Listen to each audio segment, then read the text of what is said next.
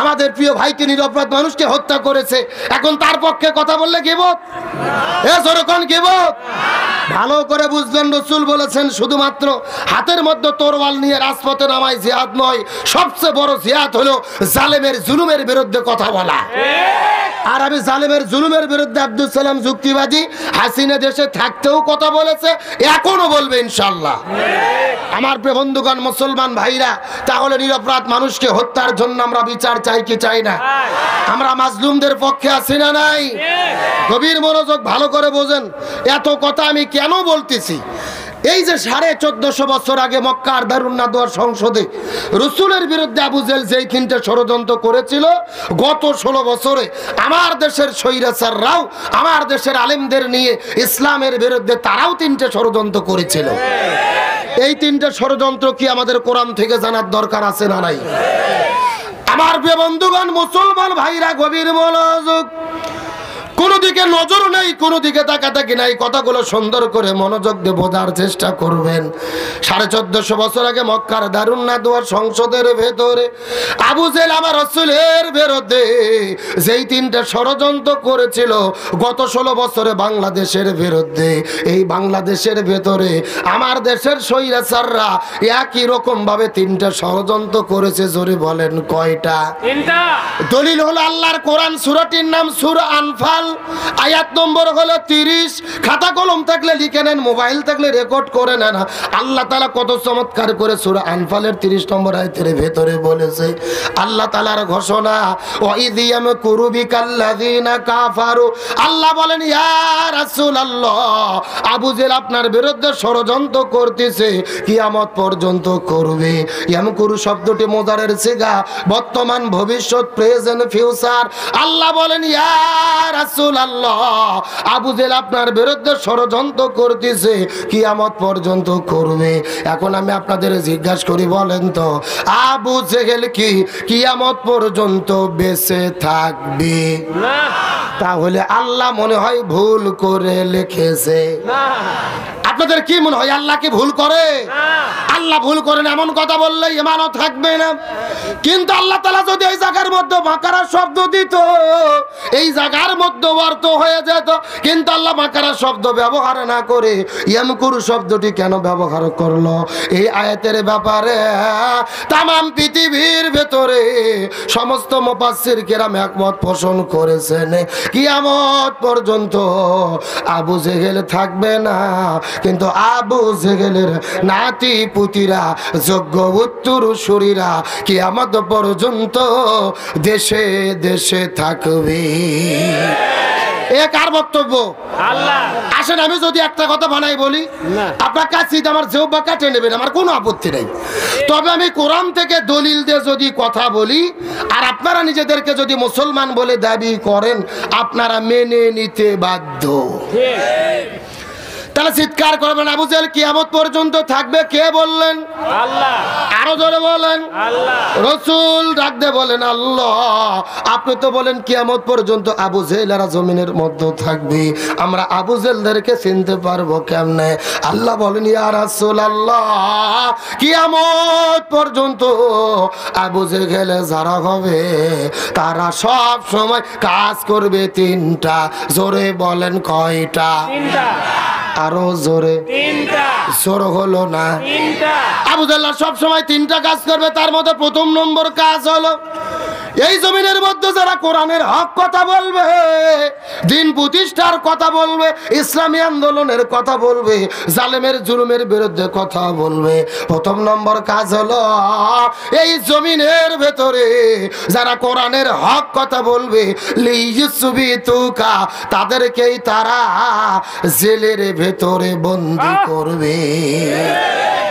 এখন আমি আপনাদেরকে জিজ্ঞাসা করি, হে আপনার মুসলমান, সত্য করে বলেন তো, এই গত 16 বছরের ভেতরে বাংলাদেশের ভেতরে আলেমদেরকে জেলে বন্দী করা হয়েছে নাকি হয় নাই? আমাদের প্রিয় ভাই মুফতি আমির হামজা, শাইখুল হাদিস আল্লামা মামুনুল হক, শিশু বক্তা নামে পরিচিত রফিকুল ইসলাম মাদানী, আমাদের প্রিয় কলিজার টুকরা শহীদ আল্লামা দিলওয়ার হোসেন সাইদি, অর্ধশত বছর যিনি কোরআনের মাহফিলে আলোচনা করলেন, যার আলোচনা শোনার পরে শত শত মানুষেরা কালেমা পড়ে পড়ে পড়ে পড়ে মুসলমান হয়ে গেল। যেই মানুষটা কাবা ঘরের মধ্যে ঢুকে নামাজের অনুমতি পাইল, যেই মানুষটাকে বুকের মধ্যে ধরে ধরে কাবা শরীফের ইমামে চুমু খাইল, ওই কোরআনের পাখি আল্লামা সাঈদীকে 1 নয় 2 নয় 13 বছর ধরে জেলে বন্দি করে রাখার পরে, ওই জেল থেকে বের করে হসপিটালে ভর্তি করার পরে ইনজেকশনের সিরিজের ভেতরে বিষ প্রয়োগ করে আল্লামা সাঈদীর শরীরে বিষ ঢুকাইয়া ওই কোরআনের পাখিটাকে পরিকল্পিতভাবে তারা হত্যা করেছে। আরো জোরে বলেন। ওই কোরআনের পাখি শহীদ আল্লামা দিলওয়ার হোসেন সাঈদী রাহিমাহুল্লাহকে 1 নয় 2 নয় 13 বছর জেলে বন্দি রেখে হসপিটালের মধ্যে ভর্তি করে ইনজেকশনের সিরিজের মধ্যে বিষ ঢুকাইয়া আল্লামা সাঈদীকে পরিকল্পিতভাবে হত্যা করলো। প্রমাণ কি? আল্লামা সাঈদীকে হসপিটালে ভর্তি করে যেই ডাক্তারকে চিকিৎসা করার দায়িত্ব দিয়েছিল, ওই ডাক্তারের নাম হলেন ডাক্তার মোস্তফা জামান। এই ডাক্তার কোন ডাক্তার? যেই ডাক্তার 2013 সালে শাহবাগের গণজাগরণ মঞ্চে দাঁড়িয়ে স্লোগান দিয়েছিল, সতে সাঈদী তুই রাজাকার, তুই রাজাকার, সাঈদীর ফাঁসি চাই। যেই লোকটা আল্লামা সাঈদীর ফাঁসি চাইলো, ওই লোকটাকে দিল চিকিৎসা করার দায়িত্ব। আমাদের বগুড়ার ভাষায় বলে শিয়ালের কাছে ছাগল বাগি। ওই হসপিটালে 2টা নার্স বলেছে আল্লামা সাঈদীর শরীরে যখন ইনজেকশন পুশ করেছে, তার কিছুক্ষণ পরে আল্লামা সাঈদী মৃত্যুর কোলে ঢলে পড়েছে। তার মানে বোঝা যায় আল্লামা সাঈদীর মৃত্যু কোনো স্বাভাবিক মৃত্যু ছিল না, এটা পরিকল্পিত হত্যাকাণ্ড। সুতরাং বর্তমান ডক্টর ইউনূসের সরকারকে বলবো, ওই কোরআনের পাখি আল্লামা সাঈদীকে চিকিৎসা করার নামে হসপিটালের ভেতরে পরিকল্পিতভাবে যারা হত্যার দিকে ঠেলে দিয়েছে, এদের প্রত্যেককেই গ্রেফতার করে ফাঁসির দড়িতে ঝুলাতে হবে। তবে আলহামদুলিল্লাহ আজকে একটা খুশির সংবাদ, সন্ধ্যার দিকে দেখলাম শহীদ আল্লামা দিলওয়ার হোসেন সাঈদী রাহিমাহুল্লাহর বিরুদ্ধে প্রথম যিনি মামলা দিয়েছিল, সেই চট্টগ্রামের জাহান্নামের কীট নজিবুল বশর ময়েজ ভান্ডারী, আমরা সন্ধ্যার দিকে খবর পেলাম তিনি আজকে মারা গেছেন, পৃথিবী থেকে বিদায় নিয়েছেন, জাহান্নামের কীটের বিদায় হয়েছে। এই ব্যক্তি তো সেই ব্যক্তি আল্লামা সাঈদীকে প্রথম মামলা দিয়েছিল। অপরাধ কি? সে বলেছিল আল্লামা সাঈদী ধর্ম অবমাননা করেছে। এখন বলেন সারা জীবন আল্লামা সাঈদী ধর্মের পক্ষে কথা বলল, আর ওই আল্লামা সাঈদী ধর্মের বিরুদ্ধে বক্তব্য দেবে, এটা কেউ বিশ্বাস করবে? আমার তো মনে বলে এটা মানুষ তো দূরের কথা, শয়তানও বিশ্বাস করে না। কিন্তু এই বাটপার জাহান্নামের কীট কোরআনের পাখির বিরুদ্ধে মামলা দিয়ে জেলের মধ্যে বন্দি করে, তারপরে ভিন্ন মামলা দিয়ে রাজাকার বানাইয়া, যুদ্ধ অপরাধী বানাইয়া, মিথ্যা সাক্ষী দিয়ে শেষ পর্যন্ত তাকে হত্যার পরিকল্পনা করলো। এই যে নজিবুল বশর ময়েজ ভান্ডারী মিথ্যা মামলা দিয়ে সরকারের কাছে সন্তুষ্ট মনোভূত হয়ে 1 নয় 2 নয় 15 বছর ধরে বিনা ভোটের এমপি ছিল।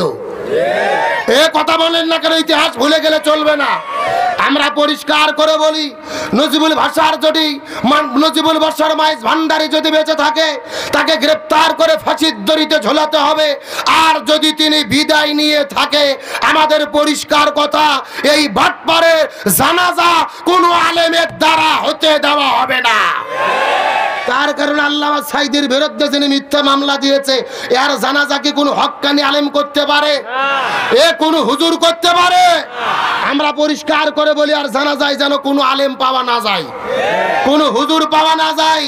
যে আর জানাজার নামাজ পড়াবে তাকেই বয়কট করা হবে। সারা জীবন আলেমদের বিরোধিতা করেছো, আমরা হুজুররা যদি এক দল হই, ওরা কিছু করতে পারবে না। এই বাংলাদেশের একজন সব্যসাচী কবি ছিল, যার নাম হলো শামসুর রহমান। এই শয়তান মরার আগে বলছিল, ফজর নামাজের যখন আজান দেয় মনে হয় ব্যবসা তার খরিদ্দারকে ডাকতেছে। নাউজুবিল্লাহ বলেন। এ মরে যাওয়ার পরে ঢাকা শহরের সব আলেম আমরা একদল হয়েছি, আর জানাজার নামাজ কেউ পড়বে না। পুলিশ যায় দেখে বড় মসজিদের ইমাম আগেই বলে চলে গেছে। ওখানে মুয়াজ্জিন ছিল, জোর করে ধরে নিয়ে এসেছে। মুয়াজ্জিন নামাজও পড়াইছে। নামাজ পড়ার পর আমরা জিজ্ঞেস করলাম, এই মুয়াজ্জিন তুমি নামাজ পড়াইলা কেন? মুয়াজ্জিন বলতেছে, টেনশন করো না, পেশাব পায়খানা করে ওযু করিনি, দোয়াও পড়িনি, বিনে ওযুতে বিনে দোয়াতে মার দিছি। তার কারণ ওস্তাদের মার। এ জোরে বলেন ওস্তাদের মার। সুতরাং আমাদের আলেমদেরকে একতাবদ্ধ হতে হবে, আমাদের এক দল হতে হবে। স্বৈরাচারের দোসর আলেম ওলামাদের শত্রু এই বাংলার জমিনে কোন আলেমদের দ্বারা যেন জানা জানা হয়। তাহলে চিৎকার করে বলেন আবু জেল্লা কয়টা কাজ করবে? আরো জোরে বলেন। আমার প্রিয় বন্ধুগণ, মুসলমান ভাইরা গভীর মনোযোগ। আবু জাল্লা তিনটা কাজ করবে, তার মধ্যে প্রথম নম্বর কাজ হলো এই জমিনের মধ্যে কোরআনের হক কথা যারাই বলবে তাদের জেলে বন্দি করবে। দুই নম্বর কাজ হলো আলেমদেরকে জেলে বন্দি করার পরে তাদেরকে যদি দিনের পথ থেকে ফিরানো না যায়, ইসলামের পথ থেকে ফিরানো না যায়, কোরআনের পথ থেকে ফিরানো না যায়, দুই নম্বর কাজ হলো লিয়াকতুলুকা, প্রয়োজনে তারা তাদেরকে হত্যা করে বিদায় করে দেবে। এক নম্বর জেলে বন্দি করবে, দুই নম্বর হত্যা করবে।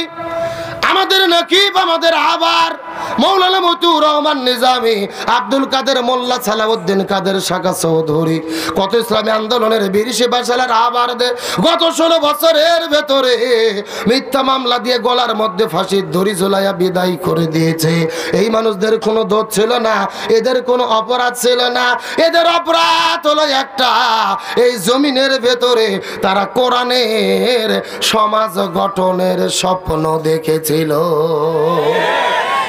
এই জন্য এক নম্বর জেলে বন্দি করবে, দুই নম্বর হত্যা করবে, তিন নম্বরে এই দেশের ভেতরে যাদের জনপ্রিয়তা বেড়ে যাবে, যাদের মাহফিলে লক্ষ লক্ষ মানুষের সমাবেশ ঘটবে, এই দেশের লক্ষ লক্ষ যুবকেরা যাদের মাহফিলের দিকে ছুটে ছুটে চলে যাবে, হাজার লক্ষ যুবকেরা যে আলেমদেরকে আইডল বলে মনে করবে, এই আলেমদেরকে তারা দেশে থাকতে দেবে না।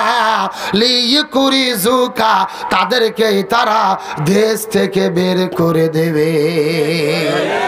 এই বাংলাদেশে গত 16 বছরের ভেতরে শহীদ আল্লামা দেলওয়ার হোসেন সাইদির পরে সবচাইতে যিনি জনপ্রিয়তা অর্জন করেছিল আমাদের প্রিয় ভাই ডক্টর মিজানুর রহমান আল আজহারি।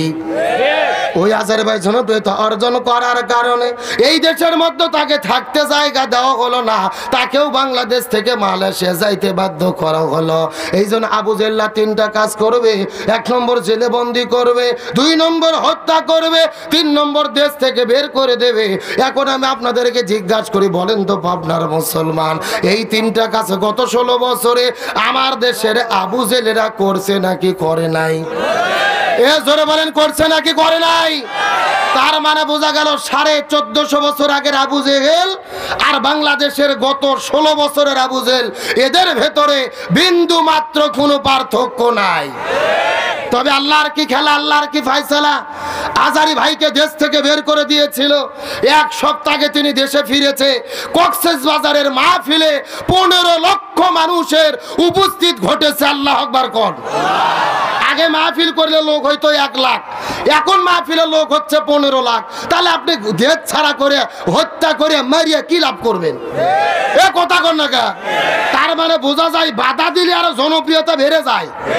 কিন্তু বলতে চাই আবু জেহেল বিদায় নিয়েছে। ওই মক্কার কাবা ঘরের পাশে আবু জেহেলের বাড়ি ছিল। আবু জেহেলের বাড়ি আর বানি নাই, আল্লাহ আবু জেহেলের বাড়িকে বানাই দিয়েছে ইন্টারন্যাশনাল পায়খানা। কথা কর না কা। পুরো পৃথিবীর মানুষ হজ উমরা করতে যায়, তাওয়াফ করে, বেশি করে খায়, আর আবু জেহেলের বাড়ি যে কাম সারে। আর আমার দেশের স্বৈরাচাররা যেদিন পালিয়ে গেছে, ওই গুলিস্তান বঙ্গবন্ধু এভিনিউয়ে তাদের যে 12 তলা অফিস ছিল, ঢাকা জেলার যত টোকাই নিশাখোর মানুষেরা তাদের অফিসটাকে আন্তর্জাতিক টয়লেট বানায় আনেছে।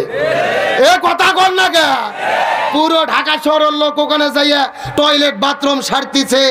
এগুলোর দ্বারা বোঝা যায় আরবিতে একটা প্রবাদ বাক্য আছে, কামা তাদিনু তুদান, যেমন কর্ম তেমন ফল।